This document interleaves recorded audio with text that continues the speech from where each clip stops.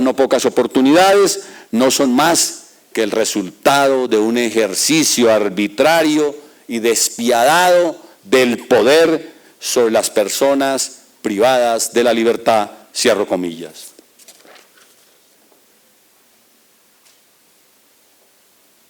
Ese cuadro, esa radiografía que nos presenta el Papa, pareciera que hubiera estado con nosotros, pareciera que hubiera conocido las informaciones de prensa que hoy nos trajo el doctor Carlos y pareciera que hubiera hecho una investigación criminológica sobre el sistema penitenciario y carcelario en Colombia. Sin duda alguna, no hay un tema que más concite la discusión en el ámbito jurídico penal y en la academia, por supuesto, que el tema de la privación efectiva de la libertad antes de una condena. En Colombia la hemos conocido con el nombre de detención preventiva. En los estándares internacionales se llama prisión preventiva. Y de antaño se nos decía, un auto de detención no se le niega al mejor amigo. Hoy en día decimos, la medida de aseguramiento de detención preventiva pasó a ser la regla general y las no privativas de la libertad pasaron a ser la excepción. Es decir, que hemos tenido una constante en la cultura jurídico-penal colombiana de apostarle siempre a la privación de la libertad de una persona durante la investigación y durante el juicio. Pareciera que fuera un mensaje que solo hay justicia si la persona está privada de la libertad. Y si no está privada de la libertad, entonces no hay justicia penal. Y en esto sí que ha jugado un papel importante los medios de comunicación. Los operadores judiciales, los jueces, los fiscales, ante la presión mediática, muchas veces se inclinan por privilegiar en ese conflicto derecho de libertad y otros principios fundamentales, el orden justo, la protección de la víctima, la protección de la sociedad, se inclinan por sacrificar la libertad de las personas. Y entonces, ¿qué ha pasado en Colombia desde la expedición de la ley 906 hasta esta ley 1760 del 6 de julio del 2015? Pues hemos visto que, tal como lo denunció la Comisión Interamericana de Derechos Humanos, no lo denuncio yo, en su informe del año 2013, publicado el 30 de diciembre del año 2013 y conocido aquí en el año 2014, hay un abuso excesivo de la prisión preventiva, entiéndase, de la detención preventiva. En América Latina, especialmente en Colombia. Y entonces uno se pregunta, ¿y cuáles pueden ser las causas que están generando que se abuse de la detención preventiva en Colombia? Y lo primero que uno encuentra, mis queridos amigos, es que los mismos diseños legislativos generan o prevén o establecen condiciones objetivas para la detención preventiva.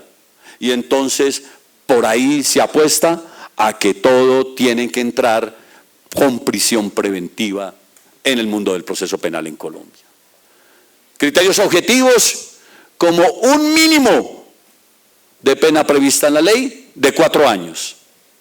Y uno diría, bueno, pero esos son altos, es una pena alta. Sin embargo, por otro lado, el legislador, ¿qué hace?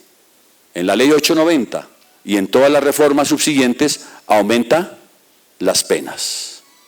Lo que significa entonces, en una investigación que hicimos en la Universidad Nacional hace como 1 año y medio, el 86.3% de los delitos en Colombia tienen un referente objetivo que lo lleva a una medida de aseguramiento de detención preventiva. Es decir, aquel mensaje que desde la misma doctrina, desde los mismos principios que nos informan que la ley y la libertad en un sistema adversarial es la regla general y la detención debe ser la consecuencia de una condena, no se cumple. Y no se cumple por la misma disposición del legislador. El legislador entonces, aquello que debiera ser una utilización excepcional pasa a ser una regla general. Otro aspecto, y esto como antesala para meternos a la 1760. Doctores, a nivel de estándares internacionales, la medida de aseguramiento de detención preventiva es y debe ser excepcionalísima y no debe ser la regla general. En Colombia, desafortunadamente, es la regla general y la excepción es una medida de libertad, que puede ser una caución.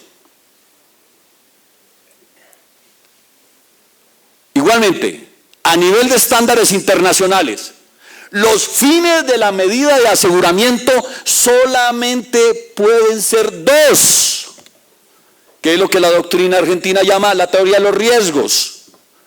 Si hay riesgo de fuga, prívelo de la libertad. Y si hay riesgo de obstrucción a la justicia, prívelo de la libertad. Son dos. A nivel de estándares internacionales, entonces, los fines que puede y debe cumplir una medida de aseguramiento como la detención preventiva. Si se tiene evidencia de que la persona se va a fugar, que no va a comparecer al proceso, garanticemos su comparecencia ex ante y no después.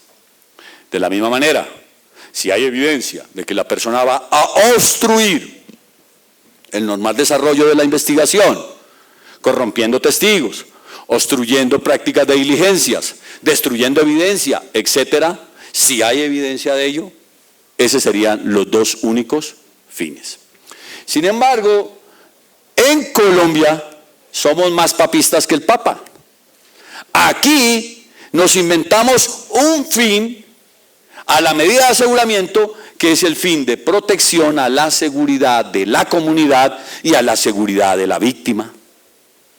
Y entonces se considera que la persona puede ser un peligro para la comunidad o un peligro para la víctima. Doctores, no hay nada más etéreo, más indefinible, carente de contenido que la categoría peligrosidad. Y es que les decía a mis alumnos en penal general, ni siquiera esos apóstoles del positivismo jurídico penal ortodoxo pudieron definir qué es la peligrosidad. El que más se aproximó a eso fue Garófalo, en su libro Criminología, que la presentó como una sinonimia de la temibilidad, el temor que inspira a una persona. Pero eso sigue siendo una categoría sin contenido. Sin embargo, en Colombia, esa categoría peligrosidad es sin duda alguna, peligrosidad para la seguridad de la comunidad y de la víctima, la categoría que más se está utilizando para privar de la libertad a las personas. Aquí el legislador hace esfuerzos, ingentes esfuerzos, por tratar de vender una idea de cuando una persona se considera un peligro. Y mire esta definición que trae la 1760. Para estimar si la libertad del imputado representa un peligro para la seguridad de la comunidad, además de la gravedad y la modalidad de la conducta punible y la pena imponible, el juez debe evaluar una serie de circunstancias. Uno se pregunta, ¿a quién se está refiriendo? ¿A la peligrosidad del autor o a la peligrosidad y desvalor de la conducta? Si a mí me dicen que la conducta es grave y que existe una modalidad, el legislador me dice que las modalidades son de comisión por acción o por omisión. y que me dice que también puede ser por dolo o culpa. Y entonces la regla general, todas las conductas son dolosas. Pero si me dice que hay gravedad, entonces uno se pregunta, ¿es que existe un aparato, un instrumento que me permita a mí medir cuándo un delito es más grave o cuándo el delito es menos grave? Todos los delitos son graves. Si no existiera una trascendencia en el orden social de la conducta dañina de un ciudadano, seguro que el legislador no la desvalora. Y seguro que en otros términos no la tipifica. No la lleva a esa categoría de tipicidad objetiva. No se acudiría a ese viejo aforismo del nullo crimen, nula pena, sine leye, previa, escrita, estricta y certa. No. Pero aquí entonces nos venden eso como una condición de peligrosidad del sujeto. Y ni qué decir de las otras circunstancias que debe evaluar el juez. Me llama la atención una, especialmente cuando se utilicen armas de fuego o armas blancas. O sea que si puede haber armas negras, entonces no habrá. Que el cuchillo esté oxidado y no sea blanco. En medicina legal arma blanca no existe, hasta donde he leído. Se miran es por el filo, por el corte, pero no por los colores. Claro, aquí está la mano de un legislador, un fiscal, un general fiscal o un general legislador que le hizo mucho daño a la dogmática penal colombiana. Hoy lo vemos por allá en La Habana. Ese señor se inventó estas categorías, se inventó las categorías de microextorsión y microtráfico. Y uno le dice al alumno, busque el Código Penal, el delito de microextorsión. Profe, no aparece. Microtráfico tampoco. Pero aquí nos hemos acostumbrado a ese lenguaje. Desafortunadamente ese lenguaje lo han interiorizado tanto los fiscales como los defensores y los jueces. Así pasa con esta manera de legislar en Colombia. Y ni qué decir del peligro para la víctima. Esos son, sin duda alguna, unos presupuestos frente a los cuales la medida de aseguramiento debería cumplir un fin.